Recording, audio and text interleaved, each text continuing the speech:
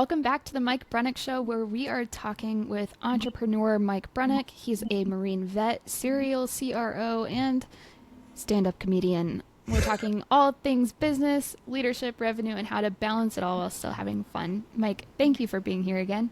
Thank you for hosting, Brylan, and for that introduction. You change it around every time. I like that. Today I was a stand-up comedian, which is pretty funny. Well, stand-up comedians are funny, so you're welcome. Um, Over the last few weeks, we've had the absolute privilege of walking through the Valor Method. We started with V, which was verifying current situation. A was aligning on future mission. L was leading through current change. And today we are talking all things R. Could you tell us a little bit about what that R stands for and how it intervenes with the whole process? Yeah, so and folks listening along would probably notice that the Valor method is not revolutionary, right? V is about establishment of point A. Where are we? I find a lot of companies struggle with that. A lot of people struggle with that, but especially groups, because they're not great at being honest, because they're not measuring the right things. So we're starting from an unknown point. Companies also need help working on future goals. So what's the point B that we're moving toward? Coming to agreement on that, making sure it's defined and measurable and all of those good things that goals should be is another part of the journey. And then the third piece is the leadership side of that. So how do I take folks on a journey from an established and known shared understanding of point A to a shared goal that everyone's working toward? So that leadership piece is important. Well, the R in Valor Advisors, and by the way, you'll notice I'm wearing my Valor Advisors merch today. The R in Valor Advisors is maybe just as expected or unrevolutionary as the rest, which is a reevaluation. So what we encourage our clients to do is to regularly, and I mean daily, sometimes hour by hour, certainly day by day, but also in weekly and quarterly and annual processes to continually reevaluate. So making sure that they understand what the new point A is. Every time you take a step, you're not at your origination point. And so continuing to share an understanding of where we are today, where we are this month, this quarter, this year, what's changed in our point A, to continue to evaluate and address whether or not your end goal is still your end goal. Nobody wants to work for a company that's constantly changing its vision for the future. Everybody gets whiplash. Everybody thinks, oh, what's the goal of the month here? At the same time, we have to make sure that we are continually assessing our end goal, our end point, and are we all working toward the same thing? Has the goal changed? Has the market changed? Has the situation changed? Do we need to go faster? Do we have more time than we thought? Whatever it might be. So reevaluating point B, reevaluating your steps to get there. Are we taking the right steps? Do we need to change course? You think about a hiker trying to get from where they are at the edge of a lake to the point B is at the top of a mountain, and so they start hiking in a particular direction and realize that they're in the middle of a swamp or about to go through an area that's impassable.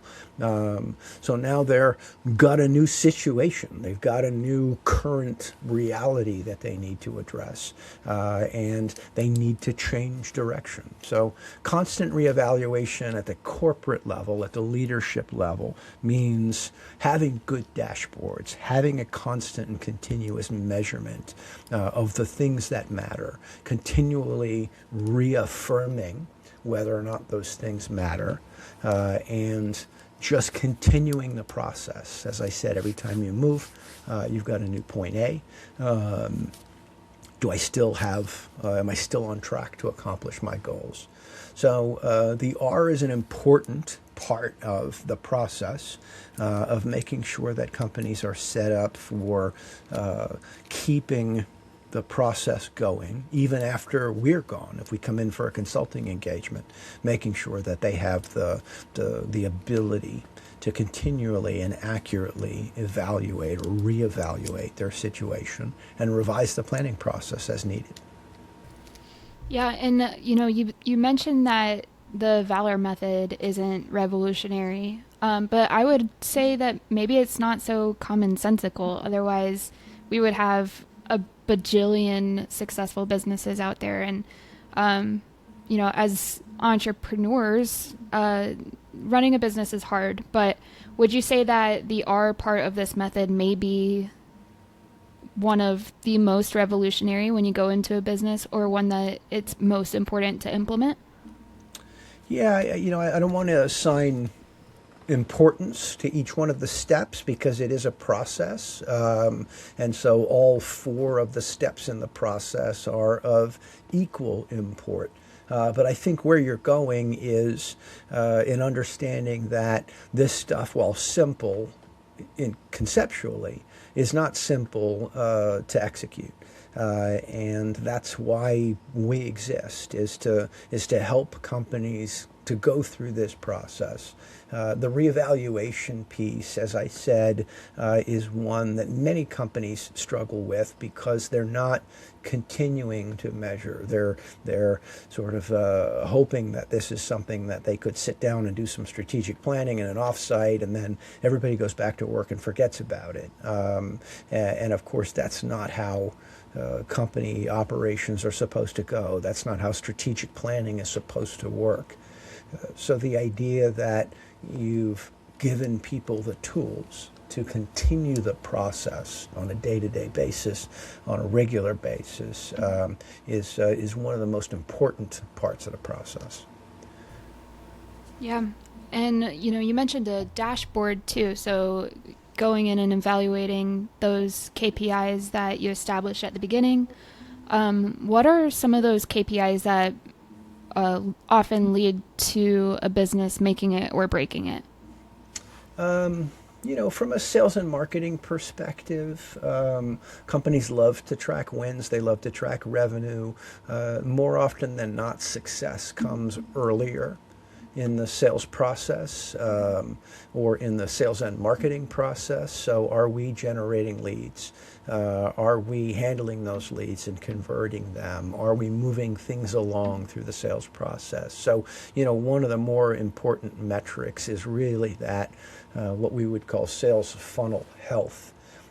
So can we get a good picture of whether or not we're pouring the right amount of raw material into the top of the hopper on this sorting machine? And are we at each step of the way figuring out which opportunities should move on in the process and which we should stop spending time on?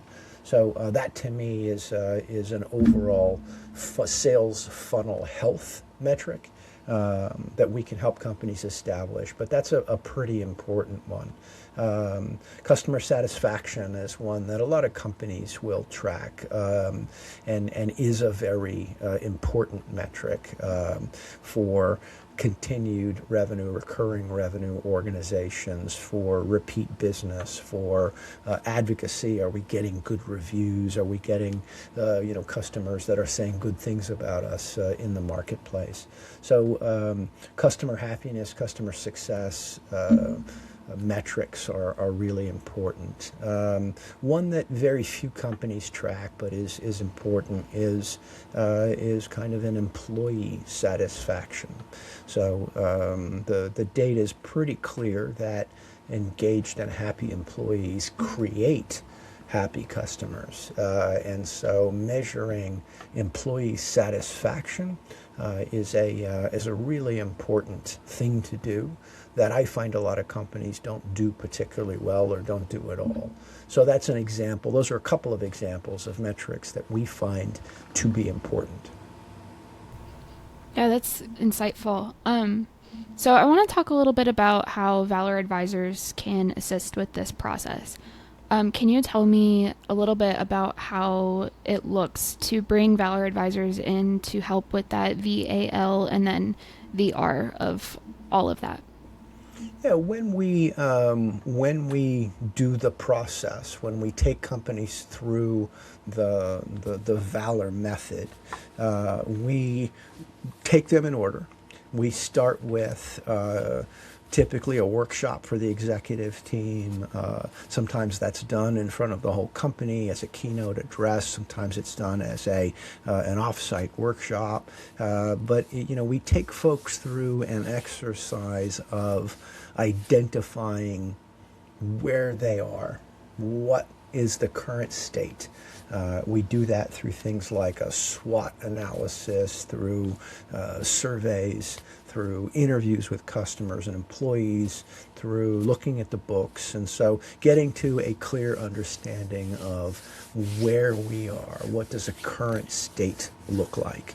And then we get into a goal setting. And that probably looks the way you could imagine that it looks, as we talk first about what do good goals look like. They are measurable, and they are time bound, and they are important. And so we go through those things. That are we tracking the right things? Do we have the right stuff? And then what is it we're moving toward? We're working towards 60% market share. We're working toward a rule of 40 on our EBITDA. We're working towards, whatever the goals are for the organization. I'm working with a client right now that's trying to double their customer count. And so, we've established that point A, the V, and now we've established what the end state is, which is to take that customer number and double it. And so now we've got a point A and a point B. The third part then is helping clients to understand how they're going to get there. Sometimes it's as simple as getting a good clear point A, getting a good clear point B, and then showing them how to develop a culture of leadership, a culture of change management, how to get good at telling people what their daily, weekly, quarterly, annual goals are, and how those goals fit into the overall mission of the organization. And then we're largely out of the L phase. We give them the tools they need to be better leaders, to be better managers, to be better coaches. And so that's the L phase. That one can be pretty variable, but quite often we're really just giving people the tools that they need to do that. And then when it comes to the R phase, reevaluation, as I said a couple of moments ago, it's really about making sure that they know how to identify the data they need, how to collect the data they need, how to put that data into KPIs and dashboards that they monitor, and how to create an organization that's regularly doing forward-looking and backward-looking analysis of what's working, what's not working, where do we need to do our minor course corrections before we end up going really far off course. So an engagement with the Valor team would help you with all four parts of the Valor process. But we typically meet customers where they are. So if they're good at something, let's say they've got great goals established, we don't spend a lot of time on that. So we work on those things that they need help with from us on. That's great. And I think the whole point of the R is that no matter how successful your business is, there's no coasting, there's no smooth sailing, there's always intentionality. And when you hire Valor Advisors to come in and help you, I think a lot of people would wonder what happens when you guys leave. How do we keep momentum? How do we, reestablish goals, reevaluate? How do we keep accountability when we don't have someone in our ear saying, "What's your goal today?" Yeah, we, at Valor Advisors, we have four things that we do, four service areas. We do executive coaching. We do assessments. We do workshops and training. And we do consulting. So most of what we've been talking about here this afternoon has been kind of a consulting engagement where we come in and do do some work with you alongside you to help you establish goals or to create dashboards. Some of it's done, as I said, through workshops. Some of it's done through helping you do some assessments. Do I have the right salespeople in place? Do I have the right processes? What are our, what's our culture? What's our trust level? What's our behavioral style? So we do a certain number of assessments with people where we help them gather information they wouldn't otherwise have. But the first thing I mentioned was the executive coaching, and that really answers, for most of our clients, what you were just describing. So we come in, we'll darken the skies with men in parachutes to come in and give you the level of help that you need. Sometimes it's just a couple of folks, sometimes it's more than that, but it's meant to be temporary. It's meant to get you going in the right direction. And what happens after that is an ongoing relationship. All of the senior advisors at Valor Advisors have been trained as executive coach and hold executive coaching certifications. Even though we're all former C-level executives and former leaders at companies, or current leaders at companies, we went out and got additional certifications as executive coaches so that we can take those skills, that particular set of exercises and different way of thinking and leadership, and be able to support our clients on, often a one-to-one basis. We meet once a week or every couple of weeks with the CEO or the CRO or, the leader that we're supporting, and have that sort of trust and accountability partner that's making sure that they stay on track. That's awesome. What a great resource it would be to, have those parachutes fall down from the sky and come in and start fixing things. So I want to talk a little bit more about those workshops that we talked about. So you mentioned the assessment having salespeople in the right place, and I remember a few months back you did a webinar about an assessment that you developed called RepFit. Mm-hmm. Could you talk us through that and how companies could use that as a resource? Yeah, we're certified as administrators, debriefers, and resellers of a great number of assessment tools, some of which are incredibly valuable in-depth looks at what are people's core competencies, what's their emotional intelligence level, what is their communication, decision-making, behavioral styles, what are their internal motivators and what's important to them, what makes them happy. So we have the ability through some third parties, most notably a company called TTISI, who does these incredible, amazing reports. So we have the ability to provide you with lots of information about your employees. And we've developed a specific assessment in-house based on some of that information called RepFit, which allows for organizations to understand at a single number level for all of the salespeople or people in sales jobs within an organization, what is their capacity, what is the likelihood that they would be a top performer in their particular job, and then at an in-depth level, how do I best use those people, how do I manage them, how do I deploy them, how do I team them up, who do I keep and develop, and who do I sort of put on a short leash and evaluate whether we're going to keep. We put all of that into an interactive AI workspace that allows leaders to have in-depth conversations based on data, not based on the things they think, or based exclusively on who had a good quarter last quarter and who are my top performing sales reps, just based on a numbers basis. But we also do a number of assessments around trust level. We do assessments around customer satisfaction. We do go-to-market readiness assessments. So we have a number of assessments that we do that allow us to provide our clients with a clearer view, a report card on a number of important areas. Awesome. And I want to next go into maybe a yes or no type question instead of more of an open-ended one. I want to talk about risk after, bringing in a consulting team who's going to help you assess, evaluate, and align your team on their goals.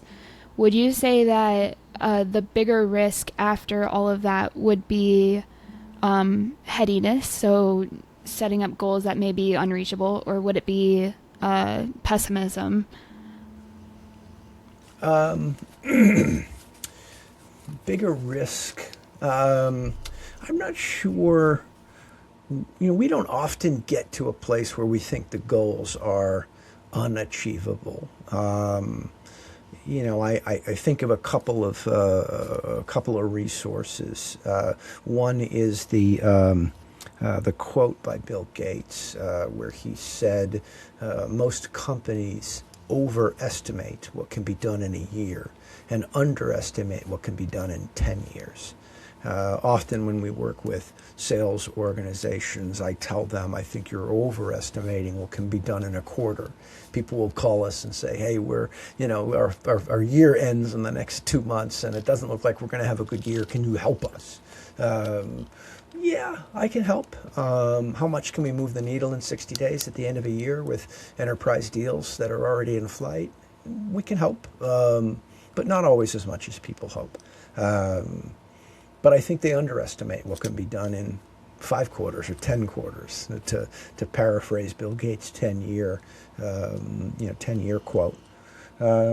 So I'm not afraid of big goals. There is a pretty famous small business book called Scaling Up, written by a guy by the name of Vern Harnish. And Vern has people in their strategic plan write something that he calls a BHAG, a BHAD, big, hairy, audacious goal. And he's found, and I've found, that when you're asking people to do a goal setting, they're often quite timid. They're often saying, I can, try for a 5% increase in profit, or I can, try to convert 2% more of my leads into closed business. They're quite often thinking small, and we have to encourage them to really pull themselves into the clouds a little bit and say, what are the big, hairy, audacious goals?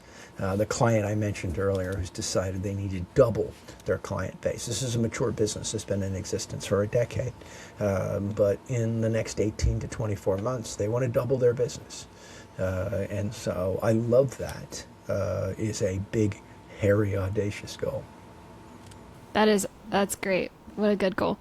All right, I've got a couple of lightning round questions to round out our episode today.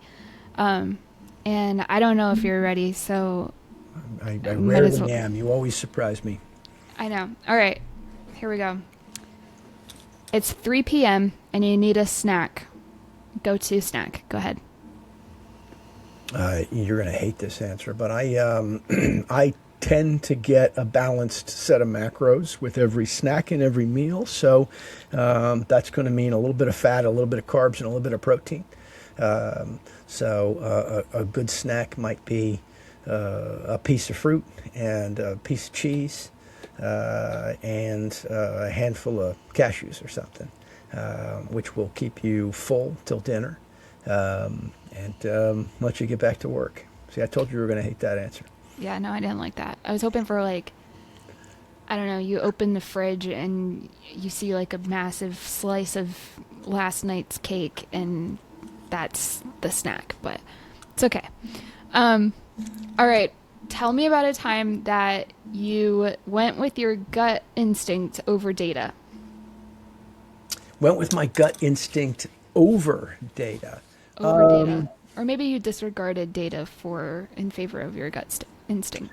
Yeah, no, that's a great question, actually. Not really a lightning round question. Maybe that's a whole podcast topic. I recall a Jeff Bezos quote where he said, "Look, if you've got anecdotes that don't line up with your data, typically the data's wrong and the anecdotes are right." And so that's an example of, generally, customer satisfaction is a great example. The CSAT scores might look pretty good. You put the little smiley face on the way out of the retail store, or you send surveys off to your enterprise customers, however you're collecting your CSAT data. And you can say, well, gosh, it looks like the customers are really happy, or it looks like CSAT's at least stable. But you talk to people on the ground, and they'll say, boy, people are really upset right now. They're upset with the latest release. They're upset with the cutbacks in our support levels. They're upset with the price increase. And those anecdotes are usually true. And it's true that the data hasn't caught up, or we're not quite measuring the right stuff in the right way.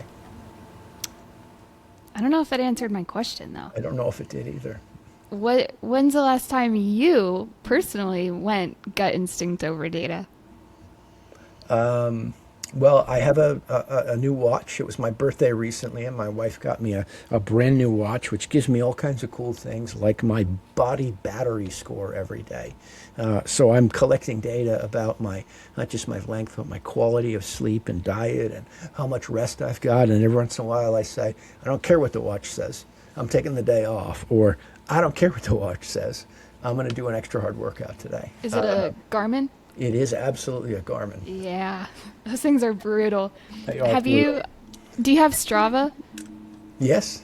So there's a ongoing joke online right now that Strava will build you up and feed your ego and tell you you're doing a really good job, but Garmin will be like my Garmin tells me I'm lazy and need to get off my tushy and get a workout in. So yeah, get ready for that. It's so much fun. Sometimes you just listen to your gut and ignore the data on the watch. Yeah, I like that. That's a really good answer. All right. I want to know your go-to karaoke song. Didn't you ask me that last time? I think I might have, and I think I remember what it was, but I think it was too long ago that. I think a couple episodes ago you asked me that, and I told you a Bruce Springsteen song. Yes, you did. Yes. All right. One more, and this one's should be an easy one, but what percentage should a company hire for skill or hire for personality? What's the ratio there? That is a wonderful question. And we're going to do a podcast about something called the Carnegie Triangle, where we talk about the importance of the attitudes and culture, as you said, personality, more than abilities. And I will say that when you ask somebody what makes a great athlete, what makes a great teammate, what makes a great employee, what makes a great friend, you ask them to just brainstorm those things. They almost never talk about skills. They talk about dedication. They talk about, Larry Bird was in the gym for 6 hours before the game shooting free throws, or Kobe Bryant would go to practice after the practice. And when you talk about employees, it's things like dedication and teamwork and friendliness and perseverance. And people never say, oh, well, he's slightly faster at typing than the other people, or, he can add up numbers on a spreadsheet better than his colleagues. So I would say that we should be doing way more testing for emotional intelligence and the intangibles of personality when we hire people, and spent much less time talking about, well, this guy already knows how to use ChatGPT, or this guy's already done QuickBooks, because that stuff I can teach, but I can't teach perseverance. I can't teach teamwork. True. I like it. So I'm going to go with 80% personality hires and 20% skill hires. It's 86%. I was so close. According to the Carnegie Triangle. I like that. That's great. All right. Well, that is all I have for this episode. Thank you again, Mike. It was so real. Thanks. This was fun.